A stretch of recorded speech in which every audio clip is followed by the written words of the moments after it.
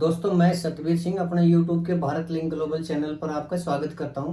Doctor साहब दोस्तों आज हमारे साथ जो शख्सियत हैं वो डॉक्टर अमित व्यास जी हैं। डॉक्टर अमित व्यास जी के बारे में मैं बताना चाहूँगा कि इनकी उम्र आपको भले ही कम दिखाई दे रही हो, लेकिन ये यूनाइटेड डॉक्टर्स फ्रंट के अध्यक्ष हैं, हरियाणा के अध्यक्ष हैं, और इनकी जो यूनियन है उसमें कम से कम 25-30 हजार डॉक्टर जुड़े हुए हैं। यानी कम से कम 25-30 हजार डॉक्टर का प्रतिनिधित्व करते हैं ये। तो हमें कुछ ऐसा लग रहा था काफी टाइम से कि डॉक्टर्स की कुछ समस्याएं हैं, तो हम समस्याओं के बारे में पूछने के लिए इनके पास आए, तो इन्होंने हमें टाइम दिया। इसके लिए हम इनका बहुत बहुत शुक्रगुजार हैं और अपने चैनल पर इनका स्वागत करते हैं। डॉक्टर साहब आपका हमारे चैनल पर बहुत बहुत स्वागत है। नमस्कार। अच्छा डॉक्टर साहब, मैं काफी टाइम से सुन रहा था इसमें कि एक आयुष्मान योजना है सरकार की।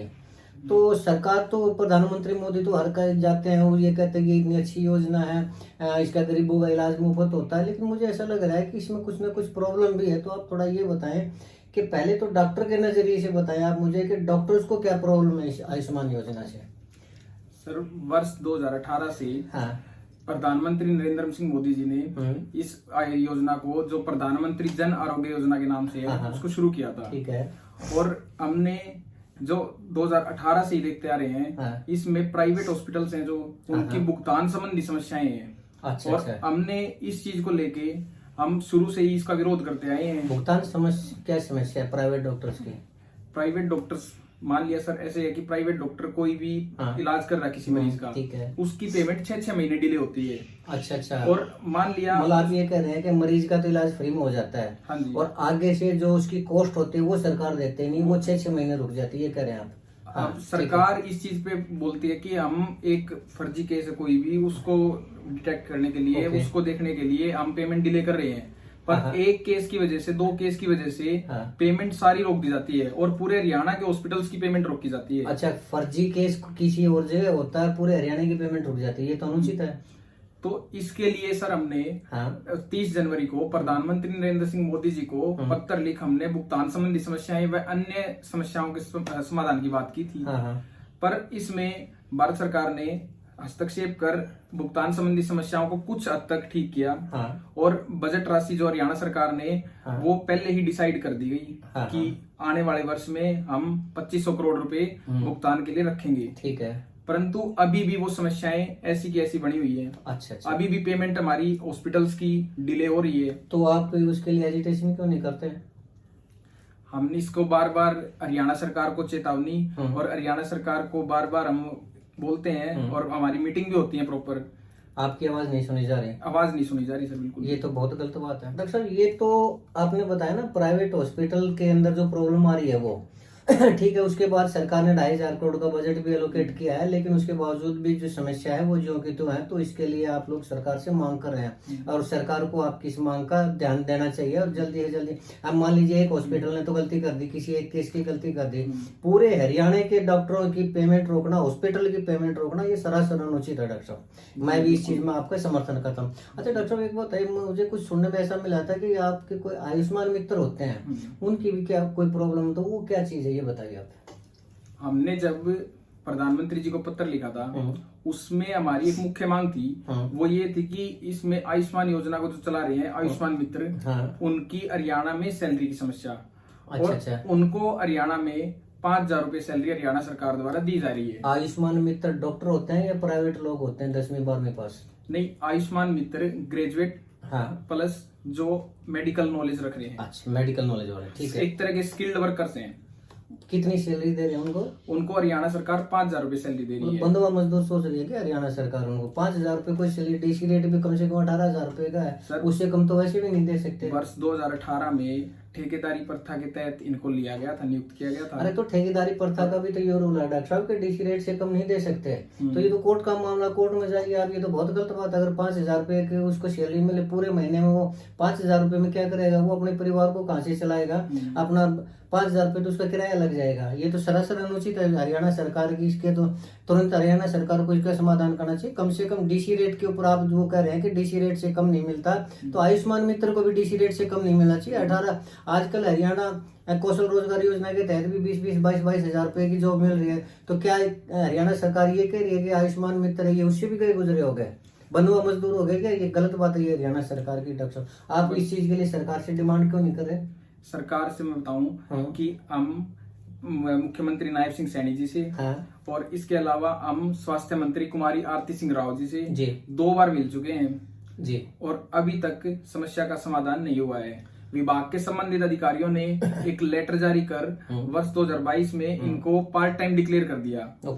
परंतु इनसे ड्यूटी, आप चाहे किसी भी हॉस्पिटल में जाओ, कहीं जाओ, विजिट करो, वो ड्यूटी इनसे आज भी फुल टाइम ली जा रही है। अच्छा, जॉब पार्ट टाइम की है, ड्यूटी पूरे दिन की है। हाँ जी, ये तो और भी सरासर अन्याय है। इसमें क्या था सर कि 2022 में हरियाणा कौशल रोजगार निगम लिमिटेड HKRN पोर्टल आया था, तो सभी कर्मचारियों को उस पोर्टल में शामिल कर लिया गया, परंतु आयुष्मान मित्रों को पोर्टल से वंचित रखा गया। क्यों, कोई दुश्मनी है सरकार? हरियाणा सरकार ने ना तो इनको न्यूनतम वेतन सुरक्षा दी और ना ही इनको पोर्टल में शामिल किया। परंतु अगर बात करें, इनकी नियुक्ति नेशनल हेल्थ अथॉरिटी NHA की गाइडलाइन के अनुसार की गई थी, और गाइडलाइन में सिंपल लिखा गया है कि हर एक स्टेट अपना मिनिमम वेज इनको देगा। और मिनिमम वेज अगर देखें, चंडीगढ़ की बात करें अगर, चंडीगढ़ में इनको 24,222 रुपए दिया जा रहे हैं। पंजाब सरकार के अगर गैजेट नोटिफिकेशन की बात करें, उसमें 20,000 रुपए दिया जा रहा है। इसी तरह आंध्र प्रदेश, मणिपुर, इनकी बात करें, 18,000 रुपए दिया जा रहा है। तो आप हाईकोर्ट में क्यों नहीं जा रहे हरियाणा में? हाई कोर्ट में सर, हाई कोर्ट में भी गए, उसमें भी अभी केस पेंडिंग है। अच्छा, पेंडिंग है। हाँ जी, मतलब गए हुए हैं आप कोर्ट में? हाँ, अच्छा, ठीक है। और इसके अलावा हम कुमारी आरती सिंह राव जी, हमारी स्वास्थ्य मंत्री जी, उनको पूरी पॉलिसी रिव्यू करवा दी हमने। और जो हम हमारे हरियाणा के CEO चीफ एग्जीक्यूटिव ऑफिसर हैं, उनको हमने पूरी पॉलिसी रिव्यू करवा दी, पर अभी तक संतोषजनक जवाब कहीं से भी नहीं मिला हमें। अच्छा, ये तो बहुत गलत बात है। इसी आपकी आवाज उठानी चाहिए, तो सरकार को ध्यान देना चाहिए। और आयुष्मान मित्र जो होते हैं, वो एक मरीज और डॉक्टर के बीच की कड़ी है।